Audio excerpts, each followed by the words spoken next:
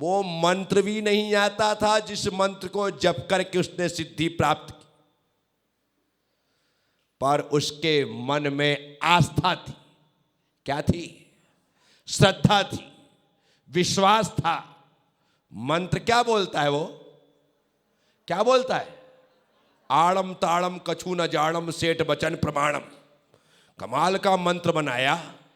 हमारी माँ ने तो हमको नमो अरहंताड़म सिखाया, नमो सिद्धाड़म, नमो आयरियाड़म, नमो उवज्झायाड़म, नमो लोय सब सावड़म सिखाया। लेकिन उस सेठ ने भी उसको यही सिखाया था। क्या क्या सिखाया था? नमो अरिहंताड़म, यही सिखाया था। पर एक बार सुनने में किसी अनाड़ी को याद हो सकता है क्या? तो उसको कैसे याद हो जाता? और उसके पास याद करने का टाइम था क्या? पीछे सिपाही नंगी तलवार लेकर के आ रहे थे, जो उसके पीछे इस उद्देश्य से आ रहे थे कि इसकी गर्दन धड़ से अलग करनी है। इतना टाइम ही नहीं था। सेठ से पूछा, पूछने के बाद मंत्र को सुना और पेड़ पर चढ़ गया। जबकि एक एक बार मंत्र पढ़ना था और एक एक सीके को काटना था। एक एक बात पढ़ना था और 84 सीके थे। कितने सीके का मतलब? रस्सियां। 84 रस्सियां थी और एक एक को काटना था। लेकिन इतना टाइम नहीं था। ना मंत्र याद करने का टाइम था, ना एक एक करके रस्सियों को काटने का टाइम था। उसके पास समय तो था ही नहीं। तो इसलिए उसने एक ही बार बोला, आड़म ताड़म कछु न जाड़म सेठ बचन प्रमाणम। जो सेठ ने कहा है वो सही कहा है, और एक साथ 84 रस्सियों को काट दिया। क्या हुआ? क्या हुआ? सिद्धि हो गई। क्या हुआ? सिद्धि हो गई। जो आकाशगामिनी विद्या को सिद्ध करने के लिए वो सेठ सुबह से लगा था, ऊपर नीचे चढ़ रहा था, उतर रहा था, चढ़ रहा था, उतर रहा था। यह सोच रहा था कि मैंने रस्सी काटी और नीचे जो खड़े हुए अस्त्र शस्त्र लगे हुए हैं, कहीं उनके ऊपर गिरा और खेल खत्म हो गया तो। इसलिए चढ़ता था लेकिन काट नहीं पाता था, और ये चढ़ा और एक बार में ही और विद्या सिद्ध हो गई। विचार करना, ऐसा श्रद्धान हो तो अशुद्ध मंत्र पढ़ने वाला अंजन चोर भी सिद्धि को हासिल कर लेता है। और मन में श्रद्धा या आस्था ना हो तो शुद्ध मंत्र पढ़ने वाले हम आप लोग खाली हाथ ही रह जाते हैं। पूरी आस्था से मंत्र जाप हो। बीत राग सर्वज्ञ हितंकर भविजन की अब पूरो आस। इस भव्य जीव की, हम भव्य जीवों की आशा पूरी कीजिए, ऐसा निवेदन किया जा रहा है। इतना ही नहीं, ज्ञान भानु का उदय करो मम। मेरे हृदय में ज्ञान रूपी सूर्य का उदय हो। देखो, भक्त भगवान से डिमांड कर रहा है ना, तो डिमांड सामान्य नहीं है। या यूं कहें कि भगवान से ज्ञान का डायमंड ही डिमांड में मांग रहा है। ज्ञान भानु का उदय करो मम। मेरे हृदय में ज्ञान का सूर्य उदित हो, ऐसी उत्कृष्ट भावना। ज्ञान के बिना जीवन अंधकारमय है। जीवन अंधकारमय। ज्ञान है तो प्रकाश है। ये जो लाइट है ना, अभी करंट कट जाए तो एकदम अंधेरा हो जाएगा। लेकिन एक बार ज्ञान का सूर्य हमारे हृदय में उदित हो गया तो बाहर की लाइट का असर खत्म हो जाता है। समो शरण में 24 घंटे प्रकाश रहता है।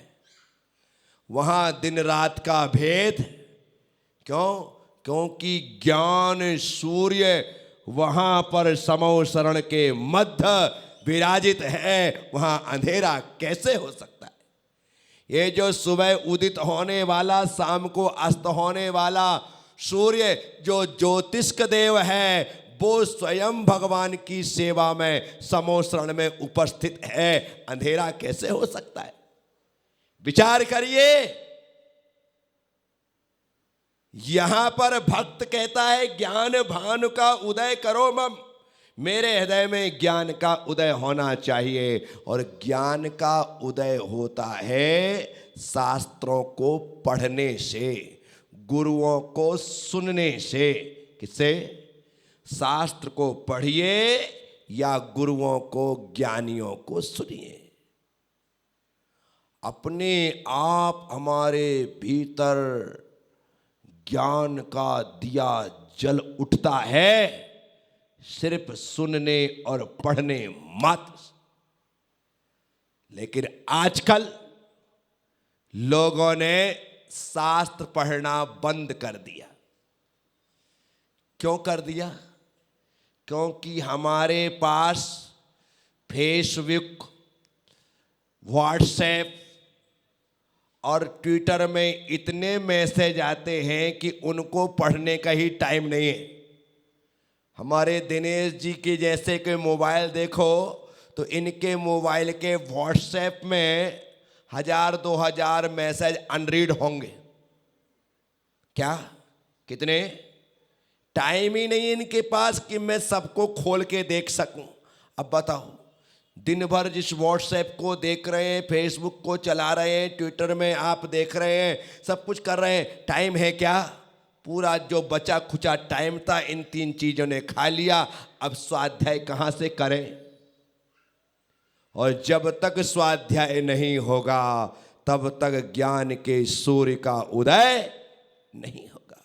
ज्ञान भानु का उदय करो मम। जब ज्ञान का उदय होगा तो क्या होगा? मिथ्यात्म का होए विनाश। क्या कहते?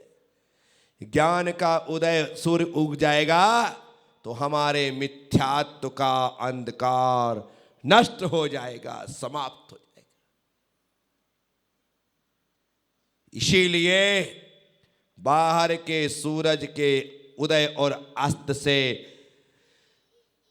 रिश्ता मत रखिए, हमारे भीतर ज्ञान का सूर्योदय हो और मिथ्यात्व का अंधेरा छटे, ऐसी भावना को भाते हुए चलिए।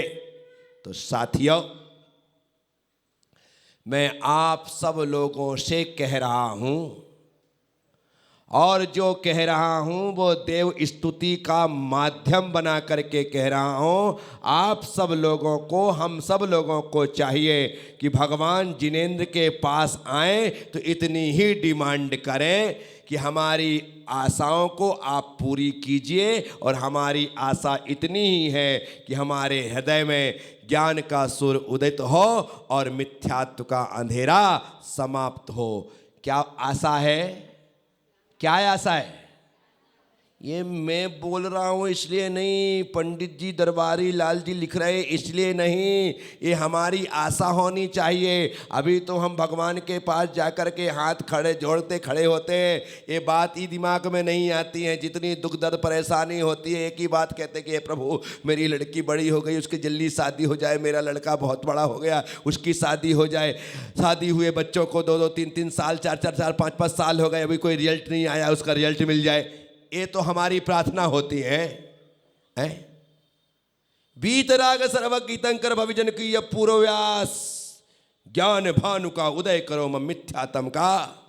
भगवान के चरणों में ये डिमांड होना चाहिए। संसार को मांगोगे तो दुखी ही रखोगे, और ज्ञान को मांगोगे तो आज ही सुखी हो जाओगे। क्योंकि ज्ञान समान न आन जगत में, सुख को कारण यही परमामृत जन्म जरा रोग निवारण। पंडित दौलत राम जी कहते हैं संसार में ज्ञान के समान कोई सुख का कारण नहीं है।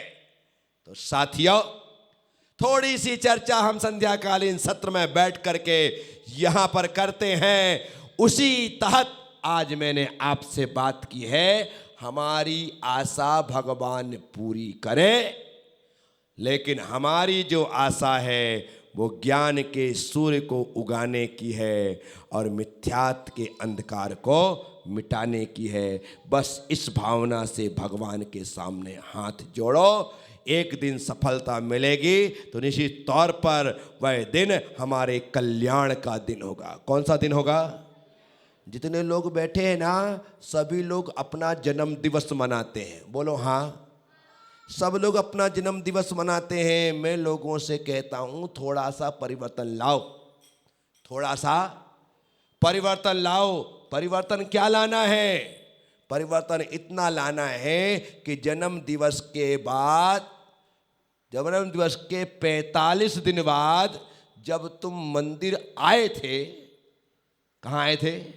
मंदिर आए थे पहली बार, तो लाइफ में जन्म दिवस तो सब मनाते हैं, आप अपने बच्चे का टेम्पल दिवस मनाया करो, टेम्पल डे मनाया करो कि आज मेरा बच्चा पहली बार मंदिर गया था और उस दिन बच्चे को मंदिर ले जाना है। कहाँ ले जाना? और याद करवाना कि बेटा आज की वो तारीख है जिस दिन तो पहली बार मंदिर आया था। क्या आया था? तो हमें टेम्पल डे, कौन सा डे? मंदिर दिवस। कौन सा दिवस? देव दर्शन दिवस। कौन सा दिवस?